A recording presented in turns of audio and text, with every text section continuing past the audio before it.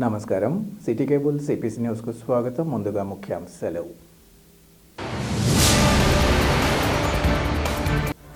రాష్ట్ర ప్రజల మేలు కోసం కాకుండా కమిషన్లను దండుకోవడమే లక్ష్యంగా రాజధాని అమరావతి నిర్మాణం. సీఎం చంద్రబాబు తీరుపై వైసీపీ నేతలు నాగార్జున రెడ్డి, గుంటి నాగేంద్రల మండిపాటు.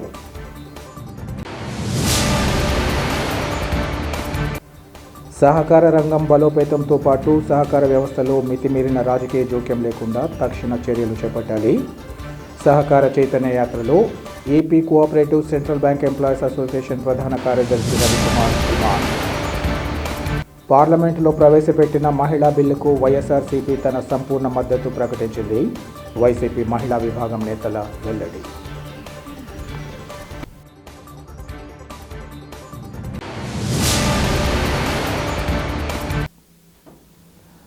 రాష్ట్ర ప్రజల మేలు కాకుండా కమిషన్లను దండుకోవడమే లక్ష్యంగా రాజధాని అమరావతి నిర్మాణం జరుగుతోందని వైసీపీ డాక్టర్స్ విభాగం జిల్లా అధ్యక్షుడు నాగార్జున రెడ్డి, యువజన విభాగం నగర అధ్యక్షుడు గుంటి నాగేంద్రలు మండిపడ్డారు. ఈ మేరకు వారు కడప నగరంలోని వైసీపీ కార్యాలయంలో ఏర్పాటు చేసిన విలేకరుల సమావేశంలో మాట్లాడారు. చంద్రబాబు నాయుడు అమరావతిలో లేనిపోని గ్రాఫిక్స్ చూపిస్తూ తన సొంత మీడియా ద్వారా కొంతమంది మేధావి వర్గం ద్వారా లేనివి ఉన్నట్లుగా చెప్పిస్తూ ప్రజలను తప్పుదోవ పట్టిస్తున్నారన్నారు. అమరావతి సెల్ఫ్ ఫైనాన్స్ సిటీ అని చెప్పి 2 లక్షల కోట్లు ఖర్చు పెడుతున్నారంటున్నారని, ఇది ఎవరి సొమ్మని ప్రశ్నించారు. వర్షం వస్తే ఆ నీళ్లన్నీ అమరావతి నుంచే ప్రవహించాలని, దీనివల్ల నీళ్లు ఎత్తిపోసేదానికే కోట్లు ఖర్చు అవుతుంది తప్ప అమరావతి నిర్మాణం పూర్తి కాదన్నారు. దీనివల్ల కాంట్రాక్టర్లకు పని కల్పిస్తూ కమిషన్లు దండుకోవడానికి తప్ప రాజధాని నిర్మాణానికి కాదని అన్నారు.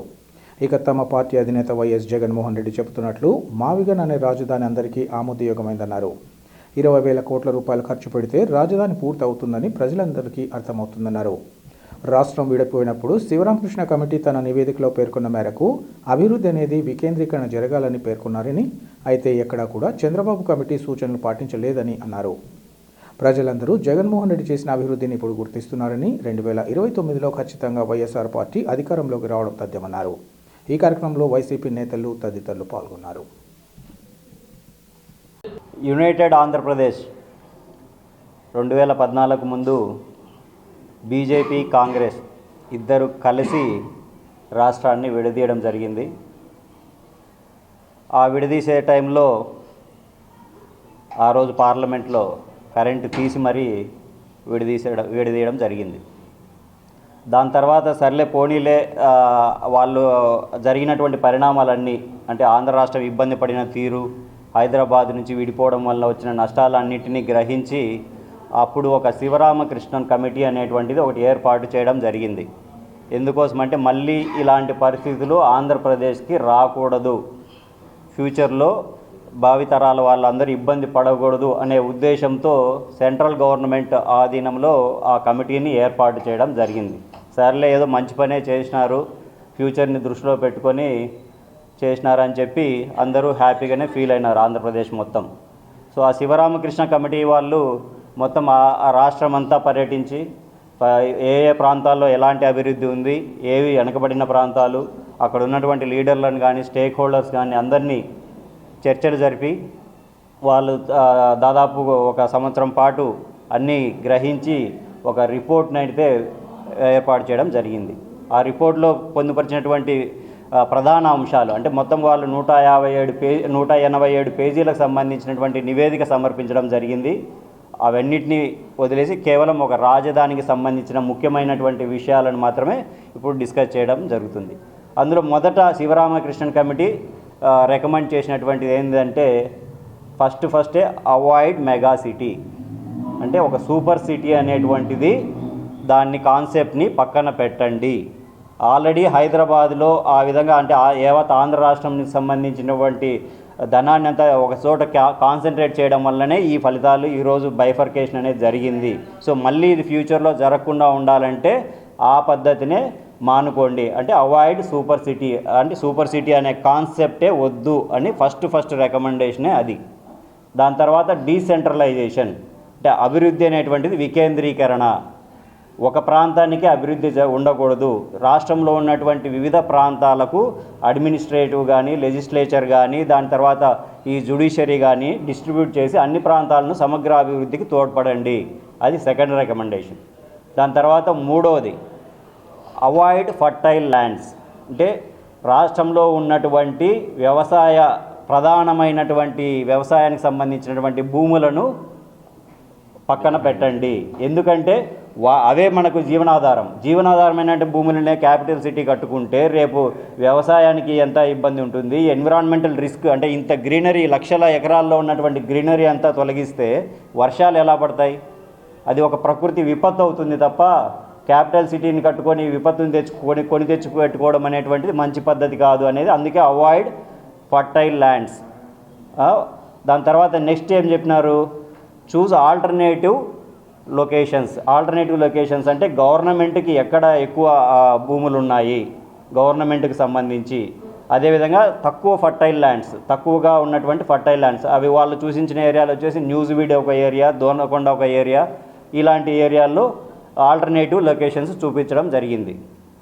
తర్వాత వచ్చేసి ఫైనాన్షియల్ కాషన్ ఇచ్చినారనమాట. అంటే ఇట్లా సూపర్ సిటీ అనే కాన్సెప్ట్ తీసుకొని పోతే దానికి అవసరమయ్యే అప్పులు ఖర్చు ఎంత? లక్షల కోట్ల అప్పు చేసుకుంటే ఆల్రెడీ బైఫర్కేషన్ అయ్యి ఆంధ్రప్రదేశ్ పరిస్థితి, ఆర్థిక వ్యవస్థ అంతంత మాత్రమే ఉంది. ఇంత అప్పులు చేస్తే రేపు భావితరాల మీద పడే ఈ అప్పులన్నీ ఎవరు తీరుస్తారు? భావితరాలు ఎంత వెనకబడతాయి మిగతా ప్రాంతాలు? అందుకే ఫైనాన్షియల్ కాషన్ కూడా, అంటే చూసి ఖర్చు పెట్టండి. మెగా సిటీ అనే కాన్సెప్ట్ పోతే మీరు ఖర్చు ఎక్కువ పెట్టాల్సి వస్తుంది, తర్వాత రాష్ట్రం అంతా ఇబ్బంది పాలవుతుంది అనేటువంటిది ఒక సజెషన్. దాని తర్వాత వచ్చేసి ఆల్రెడీ ఎగ్జిస్టింగ్ సిటీస్ని కన్సిడర్ చేసుకోమని చెప్పినారనమాట. ఆల్రెడీ ఎగ్జిస్టింగ్ సిటీస్ అంటే మన ఆంధ్రప్రదేశ్లో ఒక వంతు వరకు డెవలప్మెంట్ ఉన్నటువంటి వైజాగ్ కానీ, విజయవాడ కానీ, తిరుపతి, కర్నూలు ఇలాంటి ప్లేసెస్ని సెలెక్ట్ చేసుకోమని చెప్పిందనమాట. ఇంకా తర్వాత 7వ పాయింట్కి నాకు వస్తే మల్టీనోడల్ డెవలప్మెంటల్ క్యారిడార్స్. మల్టీనోడల్ డెవలప్మెంట్ అంటే ఇప్పుడు ప్రజెంట్ జరుగుతున్నటువంటి డిస్కషన్ దాని గురించే. అంటే ఇప్పుడు ఢిల్లీ ఎన్సీఆర్ తరహాలో నేషనల్ క్యాపిటల్ రీజన్ సంబంధించి న్యూఢిల్లీ, నోయిడా, గర్గావ్, గజియాబాద్, ఫరీదాబాద్ ఇలాంటి డెవలప్మెంటల్ క్యారిడార్ ఏ విధంగా, అలాంటి క్యారిడార్స్ని రాష్ట్రంలో ఏర్పాటు చేసుకోండి. ఒక రీజనల్ హబ్ని ఏర్పాటు చేయండి, దానివల్ల డెవలప్మెంట్ అనేటువంటిది ఈజీగా ఉంటుంది అని ఇలాంటి సూచనలు శివరామకృష్ణన్ కమిటీ మన ఆంధ్రప్రదేశ్కి సంబంధించి క్యాపిటల్కి సంబంధించి వాళ్ళు పొందుపరిచినటువంటి నివేదికలో ముఖ్యమైనటువంటి పాయింట్స్ ఇవి. అందరికీ నమస్కారం. అమరావతి ఆంధ్రప్రదేశ్ రాజధాని అనడం కన్నా కుంభకోణాల యొక్క రాజధాని అనడం మిన్న. ప్రస్తుతం రాష్ట్రంలో ఈ రాజధాని విషయంలో ఒక కీలకమైన మలుపు తిరుగుతోంది. కూటమి ప్రభుత్వం చెబుతున్న అప్పులతో కడతామంటున్న అమరావతి ఒకవైపు, అప్పు అనేది అవసరం లేదు, ప్రజలకి ఎంతో మేలు చేకూర్చే మావిగన్ ఒకవైపు. ఈ రెండి మధ్య తేడాలు తెలియజేయాల్సిన అవసరం యువతకి తెలియజేయాల్సిన అవసరం చాలా ఉంది. ముఖ్యంగా మూడే అంశాలు ఈ రెండిటి మధ్య తెలపదలుచుకుంటే, 1 ఖర్చు, 2 తక్షణమే ఉపాధి, 3 అభివృద్ధి. మనం తీసుకుంటే ఖర్చు, అమరావతిని 2 లక్షల కోట్లతో నిర్మిస్తామని చంద్రబాబు నాయుడు గారు చెప్తున్నారు. ఈ 2 లక్షల కోట్లు ఎక్కడి నుంచి తెస్తారు? ఎక్కడో మట్టిలో కోట్లు కుమ్మరించాలనే ఉద్దేశం ఎందుకు వస్తుంది మీకు? కేవలం అది మీరు అమరావతిలోని కాంట్రాక్టర్లకి మేలు చేసి మీరు సంపాదించుకునే దిశగా తీసుకునే రాజధాని కనుక. అదే మావిగను పోల్చుకుంటే 110 కిలోమీటర్ల యొక్క కారిడార్ ఉన్న ఈ మావిగన్ మచిలీపట్నం, విజయవాడ, గుంటూరు, ఇందులో 20,000 కోట్లు పెడితే మనకు కావాల్సిన రాజధానిని అత్యద్భుతంగా నిర్మించుకోవచ్చు. మీరు చూసుకున్నట్టయితే ఈ మావిగన్కి సంబంధించి పోర్టు విషయం కానీ, మచిలీపట్నంలో ఉన్న పోర్టు కానీ, విజయవాడలో ఉన్నటువంటి రైల్వే స్టేషన్ జంక్షన్ కానీ, అదే రైల్వే స్టేషన్ జంక్షన్ గుంటూరులో కూడా ఉంది. ఆసియాలోనే అతిపెద్దదైనటువంటి బస్టాండ్ విజయవాడలోనే ఉంది. ఇటువంటి అంశాలను తీసుకుంటే మావిగన్ అనేది ఖర్చు విషయంలో 10% మాత్రమే అమరావతితో పోల్చుకుంటే. ఇంకోటి తక్షణమే ఉపాధి. ఇప్పుడు మనం అమరావతిలో కానీ తీసుకుంటే మనం బిల్డింగ్లు ఎప్పుడు కట్టాలా, ఎప్పుడు కంపెనీలు రావాలా, ఎప్పుడు మనం యువతకి ఉద్యోగాలు కల్పించాలా? ఈ అమరావతి పేరుతో చంద్రబాబు నాయుడు యువతకి ఇస్తానన్న 20 లక్షల ఉద్యోగాలు ఆయన ఇంకో 10 సార్లు సీఎం అయినా కూడా ఇవ్వలేడు కూడా. అదే మావిగన్ కానీ తీసుకున్నట్టయితే మనం ఇమీడియట్గా ఏవైనా కన్స్ట్రక్షన్స్ నిర్మించవచ్చు, యువతకు ఉపాధిని కూడా అవలీలగా కల్పించవచ్చు. ఇంకోటి అభివృద్ధి. ఆల్రెడీ అభివృద్ధి చెందినటువంటి 3 మహానగరాలే ఈ మావిగన్. మచిలీపట్నం కానీ, విజయవాడ కానీ, గుంటూరు కానీ 29 గ్రామాలను తీసుకొని పెద్ద మహానగరం చేస్తానన్నటువంటిదే అమరావతి. ఆ అమరావతిలో పోల్చుకుంటే ఏమీ లేదు. మీరు చూస్తే 2014లో ఆయన ముఖ్యమంత్రి అయినప్పుడు తాత్కాలిక సచివాలయం నిర్మించడం జరిగింది. దాన్ని ఈరోజు అదే 1400 కోట్లతో ఆయన అసెంబ్లీ సచివాలయాల్ని నిర్మిస్తానని చెప్పడం జరుగుతుంది. అంటే 2014లో ఆయన నిర్మించినటువంటి తాత్కాలిక సచివాలయంకి ఆయన ఖర్చు పెట్టిన 500 కోట్లు మట్టిలో పోసినట్టే. మన భారతదేశంలోనే ఉన్నటువంటి ఎంపీలంతా కూర్చుండే పార్లమెంటు భవనమే 900 కోట్లతో అత్యాధునికంగా కట్టడం జరిగింది. కానీ ఈయనేమో ఒక చిన్న అసెంబ్లీ, 175 మంది, బహుశా అది పెరిగితే 263 అసెంబ్లీ సీట్లు, దాన్ని 1400 కోట్లతో నిర్మిస్తానన్న చెప్పడం చాలా హాస్యాస్పదం. అంటే ఇందులో ఎంత కుంభకోణం ఉందో ప్రతి ఒక్క యువత కానీ, ఆంధ్రప్రదేశ్ ప్రధానికం కానీ గమనించాల్సినటువంటి అవసరం చాలా ఉంది. వీళ్ళు ఎంతసేపు ఉన్నా అమరావతి అనేది పేపర్లో గ్రాఫిక్స్ రూపంగానే ఉంది. ఆ గ్రాఫిక్స్ నుంచి బయటికి రావాలా. నో మోర్ గ్రాఫిక్స్, మన గ్రాఫిక్స్ వద్దు, ఓన్లీ ఎకనామిక్స్. పార్లమెంట్లో ప్రవేశపెట్టిన మహిళా బిల్లుకు వైఎస్ఆర్సీపీ తన సంపూర్ణ మద్దతును తెలియజేస్తుందని వైసీపీ జిల్లా నగర మహిళా విభాగం అధ్యక్షురాలు వెంకట సుబ్బమ్మ, బండి దీప్తిలు తెలిపారు. కడప నగరంలోని పార్టీ కార్యాలయంలో ఏర్పాటు చేసిన విలేకరుల సమావేశంలో వారు మాట్లాడారు. వైఎస్ జగన్ ప్రభుత్వ హయాంలో మహిళా సాధికారత దిశగా అడుగులు పడ్డాయని, స్థానిక సంస్థల్లో 50% రిజర్వేషన్ కల్పించి ఆచరణలో మహిళా రాజకీయ సాధికారతను చేసి చూపించారన్నారు. కందుకూరు, గిగురుజాడ బాటలో నడిచిన నిజమైన మహిళా పక్షపాతి తమ పార్టీ అధినేత వైఎస్ జగన్ అని ఈ సందర్భంగా చెప్పారు.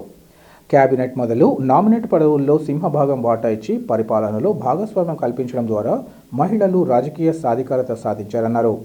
ఈ క్రమంలో కేంద్ర ప్రభుత్వం పార్లమెంటులో మహిళా బిల్లు వైఎస్ఆర్ పార్టీ మహిళా విభాగం తరపున సంపూర్ణ మద్దతు తెలుపుతోందన్నారు.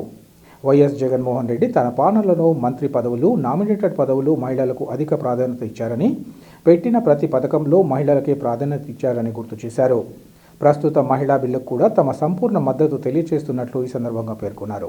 ఈ కార్యక్రమంలో వైసీపీ మహిళా నేతలు తదితరులు పాల్గొన్నారు. అందరికీ నమస్కారము. మనకు స్వాతంత్రం వచ్చే 76 సంవత్సరాలు పైబడింది. కానీ మహిళా సాధికారత గురించి, రాజకీయ సాధికారత గురించి, మహిళల భవిష్యత్తు గురించి ఆలోచించిన వాళ్ళే లేరు. ఎంతోమందో సీఎంలు వచ్చారు, పోయారు, నాయకులు వచ్చినారు, పోయినారు. కానీ జగన్మోహన్ రెడ్డి గారి ప్రభుత్వం వచ్చిన తర్వాత మహిళలకు రాజకీయ సాధికారత వచ్చిందంటే ఫస్ట్ రాష్ట్రంలో, దేశంలో ఫస్ట్ జగన్మోహన్ రెడ్డి గారి హయాంలోనే వచ్చింది. అంత స్థానిక సంస్థలో 50% ఏదైనా కానీ, చైర్మన్లలో కానీ, వైస్ చైర్మన్లలో కానీ అన్నిట్లో 50% ఇచ్చినారు. ఇప్పుడు దేశ ప్రధాని అయినటువంటి శ్రీ నరేంద్ర మోదీ గారు చట్టసభల్లో 33% ఇవ్వాలని ఆ దిశగా ఈ బిల్లు పాస్ చేయడం, అడుగులు వేయడం నిజంగా అంటే మహిళలందరము హర్షించదగిన విషయము. అందరం అభినందనలు, ఆనందంగా ఉన్నాము. దీనికి సంపూర్ణ మద్దతు మా వైఎస్ఆర్సీపీ సంపూర్ణ మద్దతు చేసినారు. ఎంతమంది ఎన్ని ప్రభుత్వాలు వచ్చినా కూడా రాజకీయంగా తెచ్చినారంటే ఫస్ట్ ఒక హోమ్ మినిస్టర్ని చేసింది మన వైఎస్ జగన్మోహన్ రెడ్డి గారు, ఒక డిప్యూటీ సీఎం చేసింది మహిళలను వైఎస్ జగన్మోహన్ రెడ్డి గారు, శాసన మండలిలో డిప్యూటీ స్పీకర్ చేసింది కూడా ఒక ముస్లిం మైనార్టీ మహిళలను మన జగన్మోహన్ రెడ్డి గారు. జగన్మోహన్ రెడ్డి గారు తర్వాత అందరూ చేసినారు. మేము చట్టసభలో ఈ 35%, 33% ఇచ్చిన జగన్మోహన్ రెడ్డి గారికి సంపూర్ణ మద్దతు జరిపిన జగన్మోహన్ రెడ్డి గారికి ఇచ్చిన మన ప్రధానమంత్రి గారికి ధన్యవాదాలు తెలుపుకుంటున్నాము. మహిళలకి ఎంత చేసినా ఏదైనా ఏమంటారు ఈ పథకాలలో కూడా 75% ఏదొచ్చినా నిజంగా అంటే జగన్మోహన్ రెడ్డి ప్రభుత్వంలో ఎంత హాయిగా ఉన్నారంటే రాష్ట్రమంతా దేశమంతా ఇట్లాగే ఉంటే చాలా ఆనందంగా ఉంటుందని మేము అనుకుంటున్నాము. ఏ పథకం వచ్చినా ఏవి వచ్చినా ఏ బిల్లులు వచ్చినా కూడా మహిళలకే ఇలాంటి ప్రభుత్వము ఉండాలని జగన్మోహన్ రెడ్డి గారికి సంపూర్ణ మద్దతు తెలిపినందుకు ధన్యవాదాలు. ఈ బిల్లు తెచ్చినందుకు నరేంద్ర మోడీ గారికి ధన్యవాదాలు. ఒక కందుకూరి వీరేశలింగము వాళ్ళ అడుగుజాడలను నడుస్తున్న మన జగనన్న గారికి మేము మహిళల తరఫున ఎప్పుడు రుణపడి ఉన్నాము. మహిళలందరూ ఆయన లేని దానికి, ఆయన ప్రభుత్వం రావడానికి మేమే కాదు ప్రతి ఒక్కరూ చింతిస్తున్నాము. ఆయన నెక్స్ట్ సీఎం అయ్యి ఇంతకింత ఉద్ధృతంగా మహిళల తరఫున ఉండాలని మనస్ఫూర్తిగా కోరుకుంటున్నాను. అందరికీ నమస్కారం. ఈరోజు యొక్క ప్రెస్ మీట్ ముఖ్య ఉద్దేశము మహిళలకు కేటాయించిన 33% రిజర్వేషన్ మీద జరుగుతుంది. దీన్ని జగనన్న తరపున వైఎస్ఆర్ కాంగ్రెస్ పార్టీ తరపున మేమందరము సమర్థిస్తున్నాము. మేమందరం ఈరోజు ఈ బిల్లు ఈరోజు కొత్తగా వచ్చింది కాదు. నిజంగా చెప్పాలంటే జగనన్న నడిపిన 5 ఏళ్ల పరిపాలనలో 33 కాదు కదా 50% రిజర్వేషన్ ఇచ్చి ఒక కార్పొరేషన్ ఎలక్షన్స్ నుంచి స్థానిక సంస్థల ఎలక్షన్స్ అన్నిటిలోనూ మహిళలకు అత్యుత్తమైన స్థానాన్ని కల్పించింది జగన్మోహన్ రెడ్డి గారు. ఆ రోజు 5 ఏళ్ల పరిపాలనలో డిప్యూటీ మేయర్ల కాడి నుంచి కార్పొరేటర్ల కాడి నుంచి దగ్గర 54% రిజర్వేషన్ మహిళలకు కేటాయించి జగన్మోహన్ రెడ్డి గారు మహిళలకు పెద్దపీట వేశారు. అంతేకాకుండా తన మంత్రిమండలిలో దాదాపు హోమ్ మినిస్టర్గా, డిప్యూటీ సీఎంలుగా చాలామంది మహిళలకు సదావకాశాన్ని కల్పించి వాళ్ళకు రాజకీయ సామాజిక భవిష్యత్తును కేటాయించారు.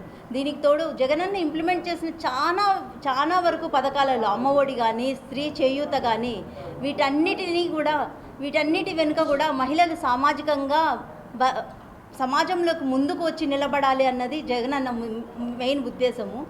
దానికి అనుగుణంగానే ఈరోజు చాలా వరకు మహిళలు అన్ని విషయాల్లో తమ వంతుగా మేమున్నాము అంటూ ముందుకొచ్చి అన్నిట్లో నిలబడుతున్నారు. సో ఈ 33% రిజర్వేషన్ అనేది మేమందరము సమర్థిస్తున్నాము. మేమందరము జగనన్న బాటలు నడుస్తూ దీనికి 100% మా మద్దతును ప్రకటిస్తున్నాము. Thank you. సహకార రంగం బలోపేతంతో పాటు సహకార వ్యవస్థలో మితిమీరిన రాజకీయం జోక్యం లేకుండా తక్షణ చర్యలు చేపట్టాలని Andhra Pradesh cooperative central bank employees association ప్రధాన కార్యదర్శి రవికుమార్ డిమాండ్ చేశారు. Andhra Pradesh cooperative central bank employees association all India bank employees association వ్యవస్థాపక దినోత్సవాన్ని పురస్కరించుకొని ఈ నెల 13వ తేదీ నుంచి 18వ తేదీ వరకు సహకార చైతన్య యాత్ర నిర్వహిస్తున్నారన్నారు. యాత్ర కడపకు చేరుకున్న సందర్భంగా స్థానిక డీసీసీ బ్యాంకులో యాత్రికులకు స్వాగతం పలికి మీడియాతో మాట్లాడారు. తాము నిర్వహిస్తున్న 6 రోజుల యాత్ర శ్రీకాకుళం నుంచి బయలుదేరి వివిధ జిల్లాల మీదుగా సాగుతూ కడపకు చేరడం జరిగిందన్నారు. ఇక్కడ నుంచి తిరుపతి, నెల్లూరు తర్వాత గుంటూరులో ముగుస్తుందన్నారు. పాలకులు మారినప్పుడల్లా సహకార రంగం ఇబ్బందులు ఎదుర్కోవాల్సి వస్తుందని ఈ సందర్భంగా చెప్పారు. ఈ క్రమంలో సహకార బ్యాంకింగ్ అభివృద్ధికి 2 అంచెల విధానం అమలు చేయాలని, సెక్షన్ 51 రద్దు చేసి స్వతంత్ర సంస్థల ద్వారా విచారణ చేపట్టాలని కోరారు. సహకార సంఘాలకు ఆదాయపు పన్ను మినహాయింపు ఇవ్వాలని, ఉద్యోగులపై అన్యాయ కేసులు రద్దు చేయాలని కోరుతున్నామన్నారు. అలాగే రాజకీయ ప్రేరేపిత విచారణను నిలిపివేయాలని, ఉద్దేశపూర్వక రుణ ఎగవేతదారులపై కఠిన చర్యలు తీసుకోవడంతో పాటు కేంద్ర రాష్ట్రాల నుంచి ఆర్థిక సాయం అందించాలని వారు కోరారు. తాము చేస్తున్న సూచనలపై పాలకులు సానుకూలంగా ఆలోచించి అనుకూల నిర్ణయం తీసుకోవాలని విజ్ఞప్తి చేశారు. ఈ కార్యక్రమంలో Andhra Pradesh cooperative central bank employees association, all India bank employees తదితరులు పాల్గొన్నారు.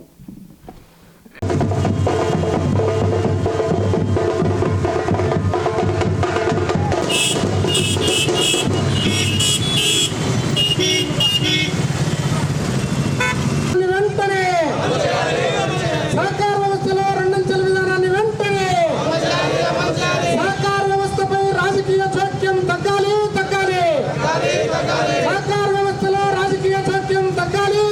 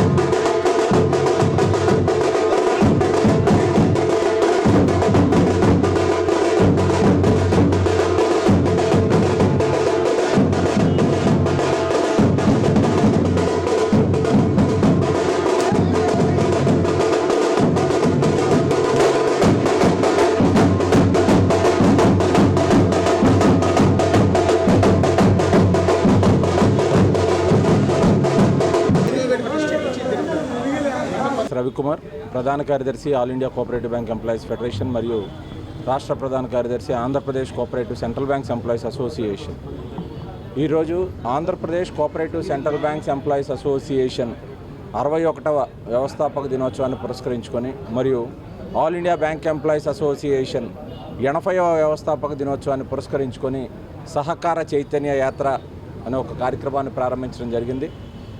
6 రోజులు జరిగే ఈ యాత్ర శ్రీకాకుళం నుంచి బయలుదేరి విజయనగరం, విశాఖపట్నం, రాజమండ్రి, ఏలూరు, విజయవాడ, గుంటూరు, నంద్యాల, అనంతపురం, ఈరోజు కడప జిల్లాకి రావటం జరిగింది. ఇది 10వ జిల్లా.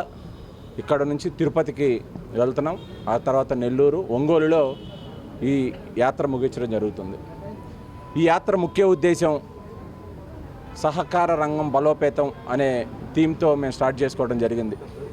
సహకార రంగంలో, సహకార బ్యాంకుల్లో కానీ, సహకార సంఘాల్లో కానీ మితిమీరిన రాజకీయ జోక్యం కారణంగా సహకార వ్యవస్థ అనేక ఒడిదుడుకులను ఎదుర్కొంటూ ప్రయాణం ముందుకు సాగిస్తూ ఉంది. గ్రామీణ రైతాంగానికి వారి పరపతి అవసరాలను తీర్చుకోవడానికి ఏర్పాటు చేసినటువంటి ఈ సహకార సంఘాలు, ఈ సహకార బ్యాంకులు ఈరోజు రాజకీయాలు మారినప్పుడల్లా వాటి మీద ఉద్దేశపూర్వకంగా ఎంక్వైరీలు పట్టడం, పాలకవర్గాలు అంటే రాజకీయ నాయకులు వాళ్ళకు ఉన్న వైరుధ్యాలతో ఎంక్వైరీ లేపించి వ్యవస్థనే ఇబ్బందుల్లోకి తీసుకెళ్లే పరిస్థితి ఉంది.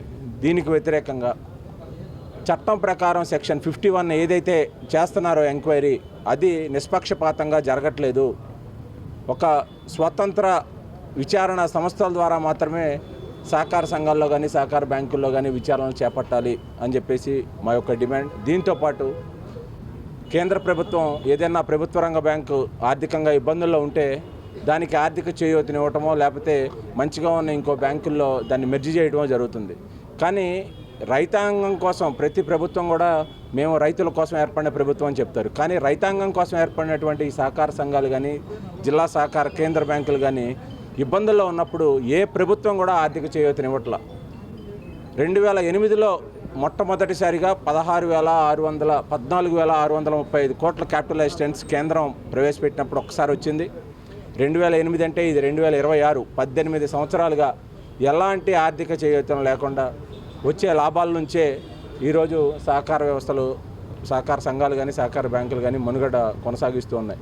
ఈ వ్యవస్థని బలోపేతం చేయాలంటే కేంద్ర రాష్ట్ర ప్రభుత్వాలు ఆర్థిక చేయూతనివ్వాలి, రాజకీయ జోక్యం తగ్గించాలి అనే ప్రధాన అజెండాతో, ఈ సహకార వ్యవస్థని కాపాడుకోవాలనే అజెండాతో Andhra Pradesh cooperative central banks employees association ఈ యాత్రను చేపట్టడం జరిగింది.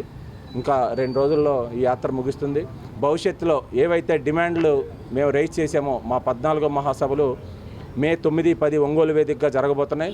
దాంట్లో ఒక తీర్మానం చేసి మా భవిష్యత్ కార్యాచరణని ఈ డిమాండ్ల సాధన కోసం ప్రవేశపెడుతూ ముందుకెళ్తామని మీడియా ముఖంగా తెలియజేస్తున్నాం.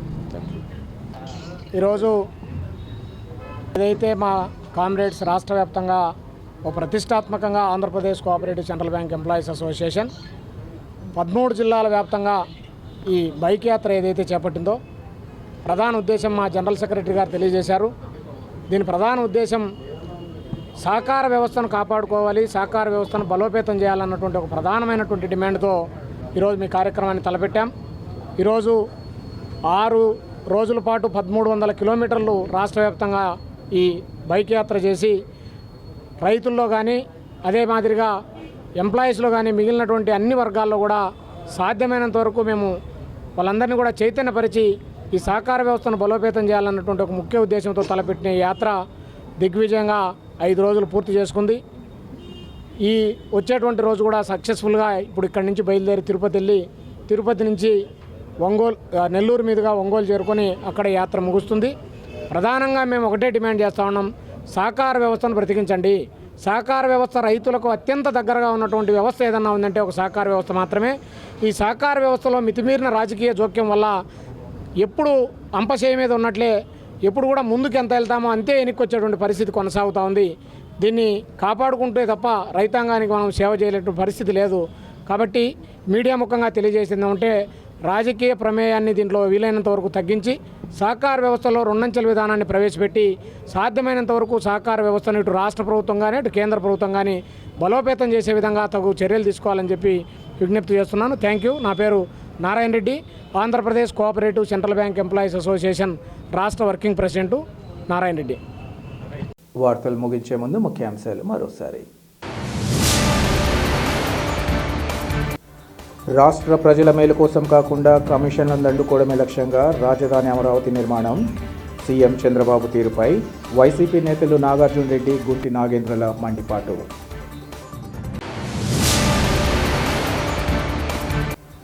సహకార రంగం బలోపేతంతో పాటు సహకార వ్యవస్థలో మితిమీరిన రాజకీయ జోక్యం లేకుండా తక్షణ చర్యలు చేపట్టాలి. సహకార చైతన్య యాత్రలో AP cooperative central bank employees association ప్రధాన కార్యదర్శి రవికుమార్ డిమాండ్. పార్లమెంటులో ప్రవేశపెట్టిన మహిళా బిల్లుకు వైఎస్ఆర్సీపీ తన సంపూర్ణ మద్దతు ప్రకటించింది.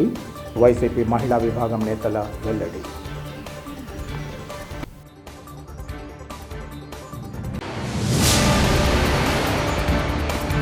సిటీ కేబుల్ సిపిఎస్ న్యూస్ ఇంతటితో సమాప్తం. నమస్కారం.